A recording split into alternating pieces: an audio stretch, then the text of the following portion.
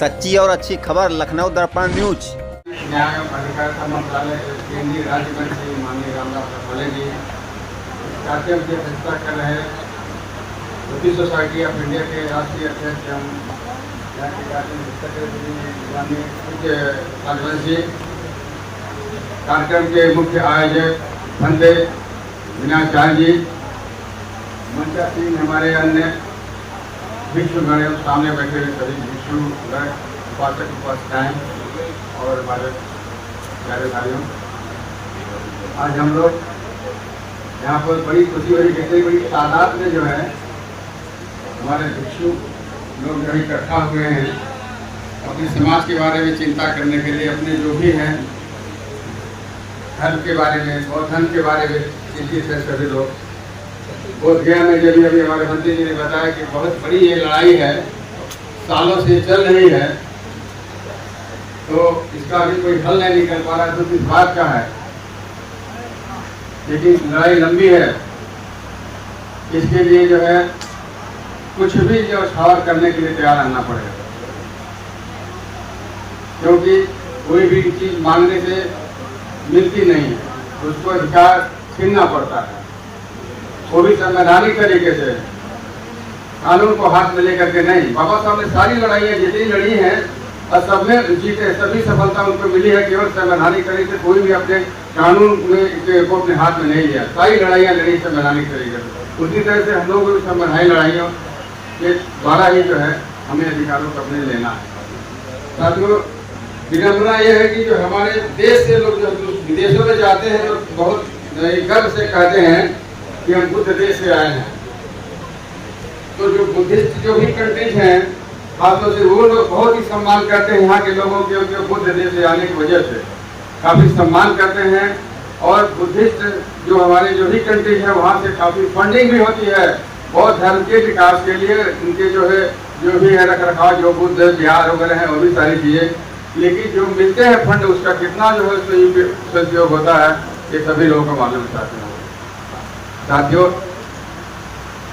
बाबा साहब 1935 में उन्होंने हिंदू धर्म में व्याप्त कुरीतियों, अंधविश्वास, ढोंग पाखंड से बहुत कोशिश की कि इसको दूर कर दिया जाए, क्योंकि यही हमारे हिंदू समाज में जो कुरीतियाँ हैं, हमारे दलित समाज के विकास में, उनकी उन्नति में ये सबसे बड़ी बाधा है। बहुत प्रयास किया लेकिन वो असफल रहे।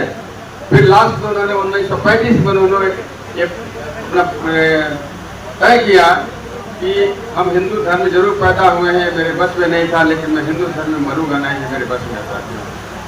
और 21 साल बाद 1956 को 14 अप्रैल 1956 को बाबा साहब ने आखिर हिंदू धर्म को त्याग करके बौद्ध धर्म को ग्रहण किया अपने लाइफ को अनुयायियों के साथ, जिसको हम लोग पढ़ते सुनते रहते हैं, देखते रहते हैं। लेकिन तो किस बात का है कि हमारे लोग तो बौद्ध भिक्षु, बहुत से लोगों के द्वारा बहुत भिक्षु लोग शादी विवाह कराते हैं अपने यहाँ। देखा बहुत सारे शादियों कार्यक्रम हम भी जाता हूँ, बाहर तो सामने तो बहुत भिक्षुओं से तो शादी विवाह कराते, लेकिन अंदर जाकर के हिंदू रीति रिवाज से कराया जाता है। क्या मतलब भाई, ये सीधे सीधे धोखा देना, अपने को धोखा देना, समाज को धोखा देना। अरे करना हो तो चाहिए चाहो वही करो, नहीं खुले मन से, खुले दिमाग दिलो दिमाग से करो, लेकिन ये अदरज खतरा वाली बात है साथियों। तो हमारे जो आजकल क्या है, एक ये भी बहुत बड़ी बात हो रही है कि हमारे भिक्षुगण लोग जो है गांव में जा करके जो है बुद्ध जो है वो वंदना और भी बुद्ध धर्म का जो भी कर रहे हैं, कार्यक्रम कर रहे हैं। वहाँ पर कुछ मनवादी विचारधारा के लोग जा करके उनको जो मार पीट कर तोड़ करके तोड़ दे रहे हैं, उनको लहलुहान कर रहे हैं, उनकी FIR तक नहीं लिखी जा रही साथियों। अगर ऐसा क्या हो रहा, क्यों हो रहा है ऐसा? तो ये सब चीज जो है जो देखना पड़ेगा, विचार करना पड़ेगा साथियों। बाबा साहब ने जितना सम्मान विश्व के अन्य देशों ने दिया उतना भारत में नहीं मिला। बाबा साहब एकमात्र ऐसे भारतीय हैं जिनकी प्रतिमा जो है लंदन के म्यूजियम में कार्ल मार्क्स और लेनिन के साथ लगी हुई है। इसके अलावा कोलंबिया विश्वविद्यालय के मुख्य द्वार पर उनकी भव्य प्रतिमा स्थापित की गई है, जिसमें लिखा है निश्चित से फल अपना ले। इतना ही नहीं, यूनिवर्सिटी के इतिहास में पहली बार वहाँ के मेयर ने 14 अप्रैल 1925 को डॉक्टर अम्बेडकर दिवस के रूप में घोषित किया है। हम सभी लोगों के लिए बड़ी गर्व की बात है। ये इसलिए बता रहा हूँ कि विदेशों में बाबा साहब कितनी जो है उनके सम्मान, उनकी मान्यता दी जाती है, उसकी बात मैं करना चाहती हूँ। यहाँ तक यूनेस्को मुख्यालय पेरिस में 26 नवंबर 1950 संविधान दिवस के दिन औसत पर बाबा साहब की प्रतिमा स्थापित की गई थी। इतना ही नहीं, बाबा साहब द्वारा लिखी गई पुस्तकों को कोलंबिया यूनिवर्सिटी पढ़ाई जाती है, लेकिन भारत में सर्वोच्च डिग्री प्राप्त करने वाले बाबा साहब द्वारा लिखी गई पुस्तकों को भारत की किसी भी शिक्षण संस्थान में नहीं पढ़ाई जाती है। बाबा साहब 6 दिसंबर 1956 को नई दिल्ली सरकारी आवास पर उनके जो निधन होने के बाद उनके पार्थिव शरीर को नई दिल्ली में दफनाने के लिए जगह नहीं दिया कांग्रेस सरकार ने उस समय,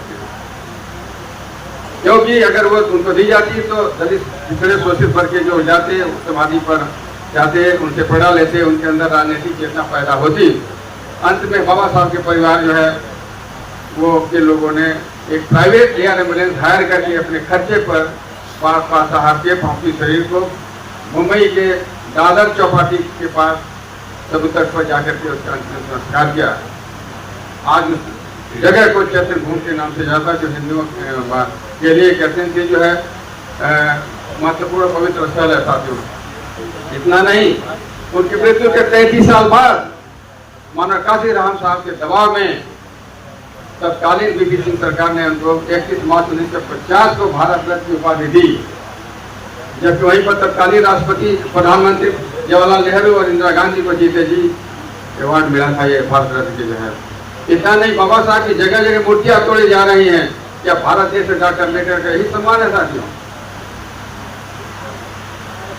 बाबा साहब केवल दलितों के नेता नहीं है, बल्कि भारत के विकास के सूत्रधार हैं। उन्होंने समाज के सभी वर्गों के शोषित पीड़ित वंचित के लिए, खासकर महिलाओं के लिए बहुत बड़ा काम किया है। मगर दूसरी बात है कि महिलाएं इस बात को नहीं समझती हैं। मैं तो समझने की कोशिश करते हैं कि आज हमें समाज में जो बराबरी का हक मिला हुआ है और आप ऊंचे ऊंचे पदों पर बैठे किसकी देन है।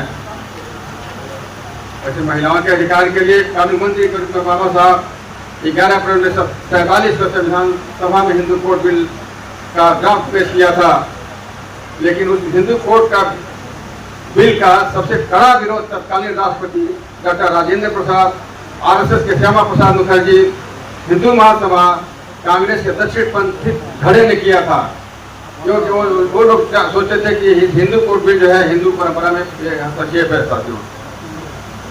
जबकि पंडित जवाहरलाल नेहरू इस बिल को पास करवाना चाहते थे, लेकिन कड़े विरोध और पहला आम चुनाव नजदीक होने के नाते इसको पास नहीं करवाया जा सका, जिसके विरोध में बाबा साहब ने कानून मंत्री पद से इस्तीफा दे दिया था। हालांकि उनके द्वारा बनाए गए बिल को तत्कालीन सरकार ने 2-3 चरणों में लागू किया।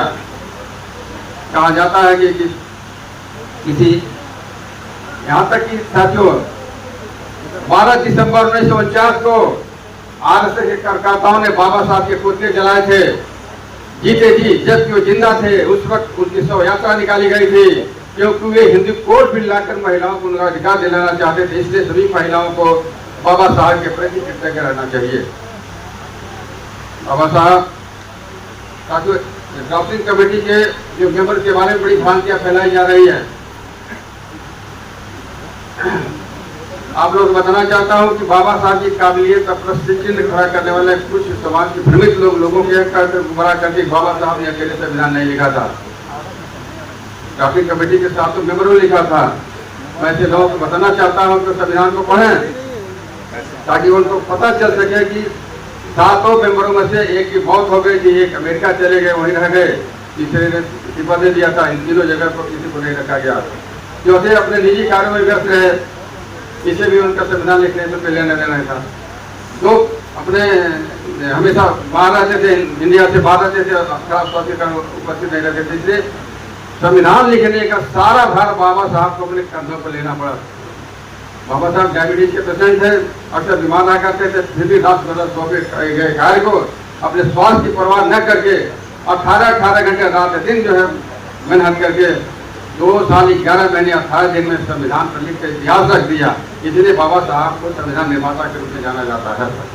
ये भ्रम नहीं रहना चाहिए लोगों को, जैसे लोग गुमराह है, क्योंकि बाबा साहब 1930-35 के भी लंदन में 3 बार हुए राउंड टेबल कॉन्फ्रेंस में के साथ हो रहे जाति भेदभाव और उनके साथ मानवीय व्यवहार हो रहे समझाने में सफल है ब्रिटिश सरकार ने।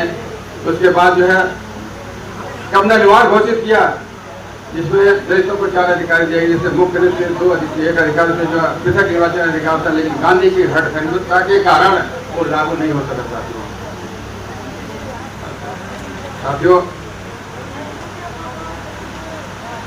साथियों मैं भी अब क्योंकि इधर से बहुत बार सुन देता रहा। साथियों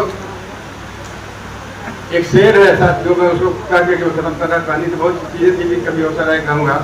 ये जबर भी देखा है तारीख की नजरों ने, ये जबर भी देखा है तारीख की नजरों ने, लम्हों ने खता की थी सदियों ने सजा पाई। साथियों इस शेर का मतलब है कि छोटी सी गलती का खामियाजा सदियों तक भुगतना पड़ता है। यदि आप लोग इसी तरह से अगर जो है आप लोग बटे रहे, आपस में सामंजस्य नहीं बनाकर रहे, तो हम लोग आपस में लड़ते रहे, तो आने वाले समय में हमारे सारे अधिकार समाप्त हो जाएंगे। फिर आने वाली पीढ़ी हम लोग को माफ नहीं करेगी। साथियों इन्हीं शब्दों के साथ जय भीम, जय भारत, जय।